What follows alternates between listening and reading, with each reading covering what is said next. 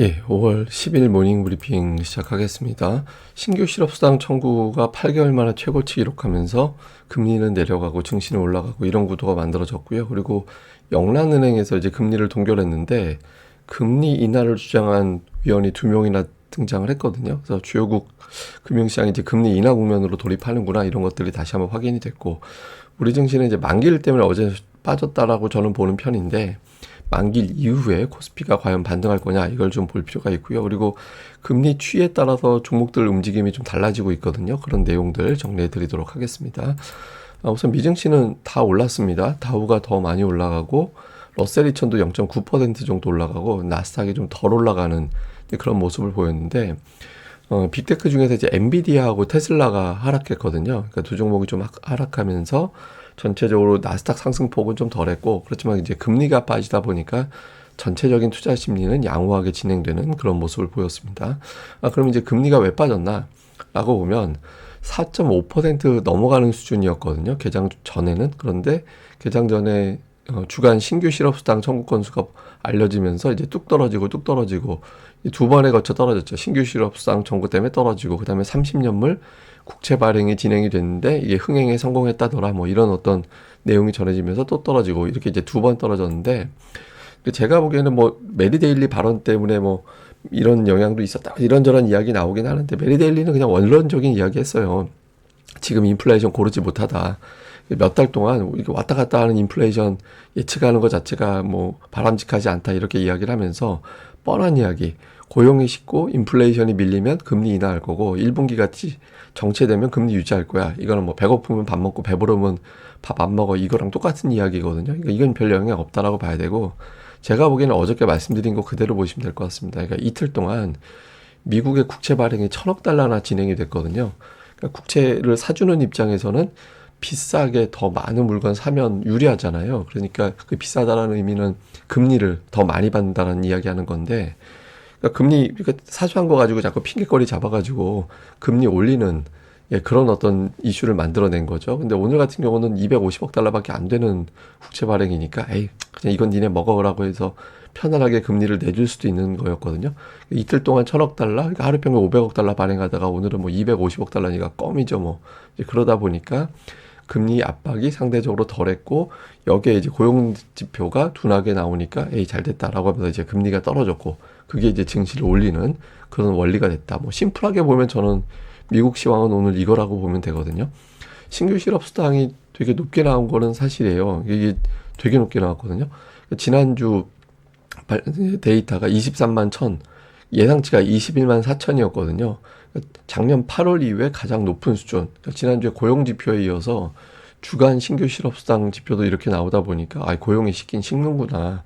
이렇게 평가가 되고 고용이 식으면 파월이 금리 내릴 거라고 이야기했으니까 금리는 내려가는 게 맞지. 이런 분위기가 만들어졌죠. 그리고 여기에 이제 영란은행, 영국 중앙은행도 이번에 이제 금리를 동결하긴 했는데 금리 인상할 거야. 이렇게 투표한 사람은 없었고 인하를 할 것이다. 인하해야 돼. 이렇게 투표한 사람이 한 명도 아니고 두 명이 등장을 했거든요. 그래서 최근에 이제 일부 국가들 금리 내리기 시작한 국가들이 있죠. 그래서 올 여름부터는 주요국에서 금리 인하가 시작이 되나 보다.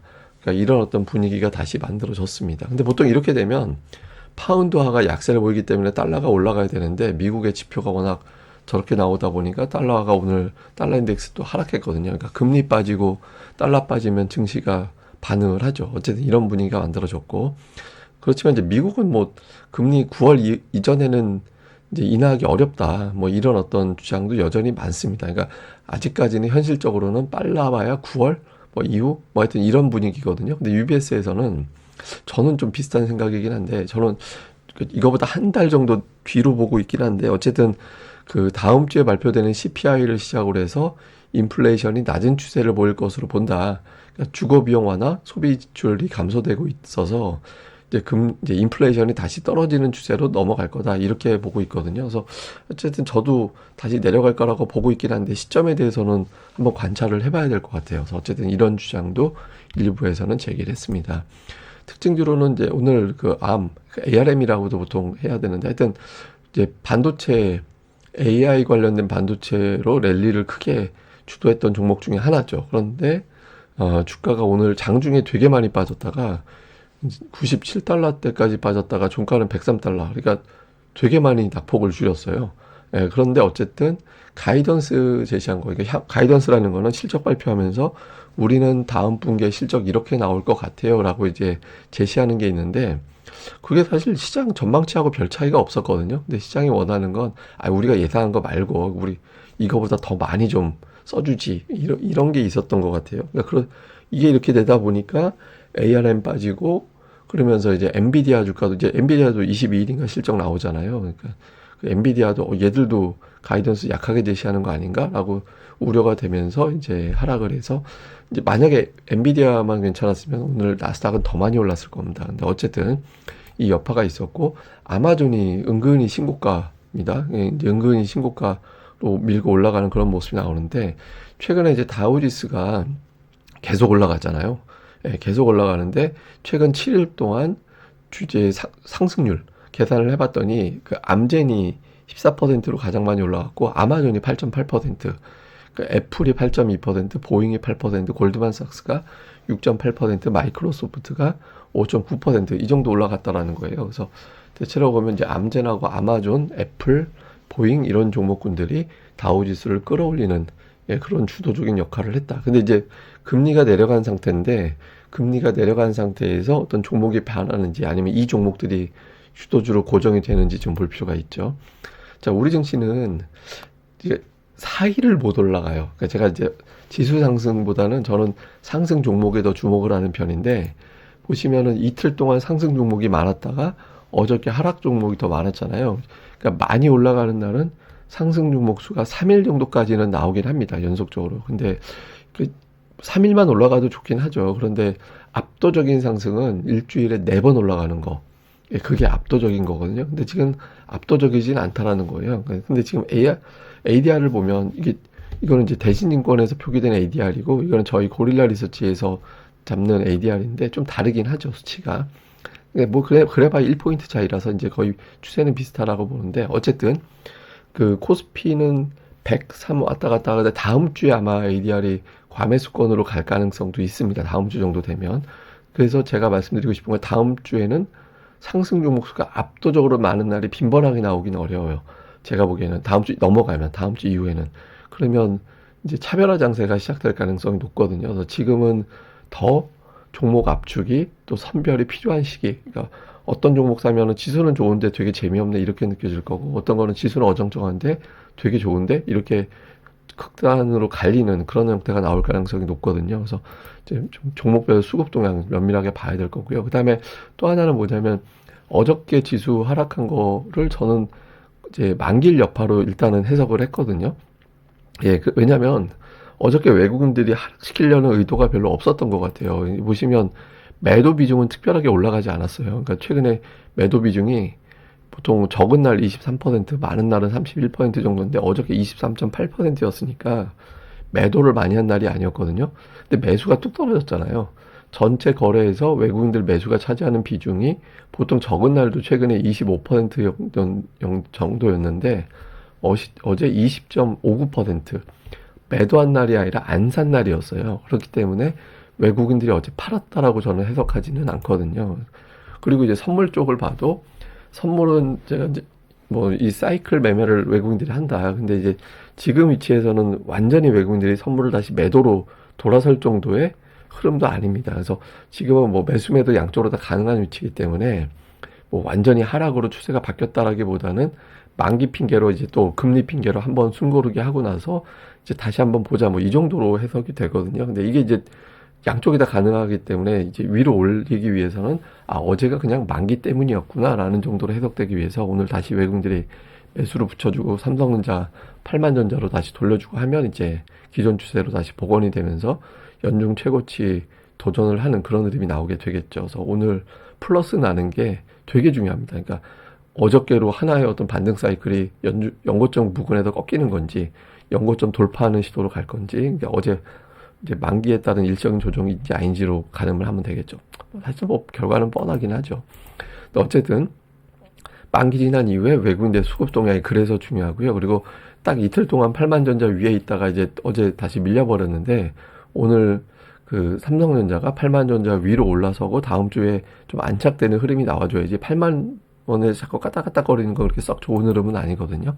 예, 그리고 이제 코스닥에서는 이제 HD 현대마린이 비록 코스피 종목이지만 거래 대금을 많이 먹으면 이제 코스닥에서 매수할 자금이 저쪽으로 쏠려가는 단타 치러 가는 그런 현상이 유래될 수 있거든요. 어제 한 1조 3천억 정도로 줄긴 했는데 이것도 되게 많아요. 그러니까 한 6천억 원 안쪽까지 떨어져 줘야 코스닥에 별다른 영향을 안 주는 종목으로 바뀌게 되거든요. 그래서 이 거래 대금 볼 필요가 있고, 그리고 어제 빠진 종목군들 반도체, 자동차, 증권, 제약 등등이 어저께 약했던 종목인데 이 중에 2개 이상 올라가야 됩니다. 그러니까 이제 뭐 약했던 너희들은 계속 약했으니까 계속 약해져 이렇게 돼서는 안 돼요.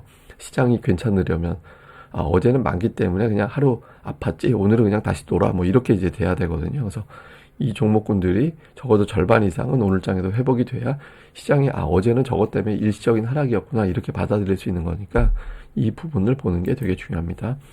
예, 그리고 이제 글로벌 업종별 자금 동향을 보면 여전히 기술주 쪽의 자금 흐름이 올라가는, 최근에 약간 정체되다가 다시 유입되는 쪽으로 가고 있고, 대부분 업종 쪽에서 매도 우인데 산업재하고 IT 쪽만 이제 자금이 좀 유입되는 그런 흐름이 나오고 있거든요. 그래서 좀 업종별로 자금이 확실하게 좀 차별화가 됩니다. 그러니까 업종 내에서도 그렇고 업종 내에도 종목들별로 또 다르고, 그래서 지금은 글로벌 증시 자체가 차별화 장세 형태로 전개가 되고 있기 때문에 뭐 말씀드린 대로 업종별 종목별 수급 구도 여기에 더 좀 집중해 보는 게 더 합리적이다. 지금 제가 계속 말씀드리잖아요. 지수는 의미 들 필요 없다고.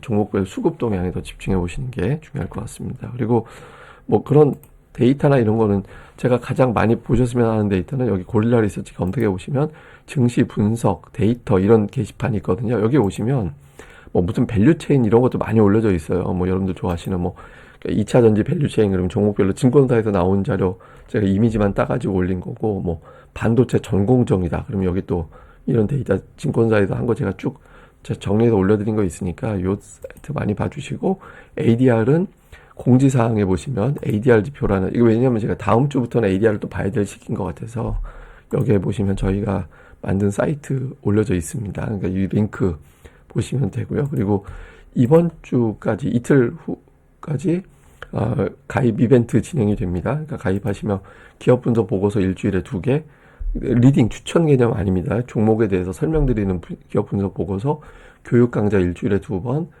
멤버십 전용 방송, 야간에 시장 정리해드리는 방송 주 4회 이상, 그리고 이제 AI가 예측하는 주가 상승 하락 예측 프로그램. 근데 이거는 뭐 제가 무조건 맞으니까 이거대로 매매하세요, 이거 절대 그거 아니고 리딩의 성격 아니라 참고로 이런 데이터 상으로는 종목들이 과거에 이렇게 움직였습니다라는 참고만 드리는 거니까 절대로 뭐 이걸 활용해야지 이렇게 하시면 큰일 납니다. 어쨌든 이런 AI 예측 프로그램 이런 것들을 제공해 드리고, 향후에 가입비가 정상화돼도 이번에 가입하신 분들은 이제 계속 이후에 이제 정상화돼도 계속 이 비용으로 쭉 가입하실 수 있도록 저희가 혜택을 드리니까 이틀 후, 그러니까 이번 주까지만 진행이 됩니다. 그래서 많이 관심 부탁드리겠습니다.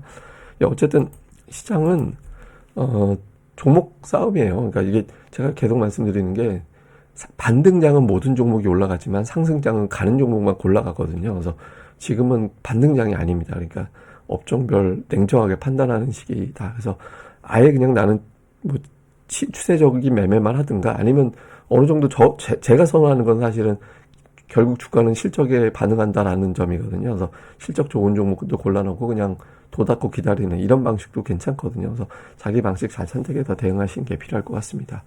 예, 그럼 하루 잘 보내시고요. 저는 다음에 뵙겠습니다. 이 방송 구독하기와 좋아요 꼭 부탁드립니다. 감사합니다.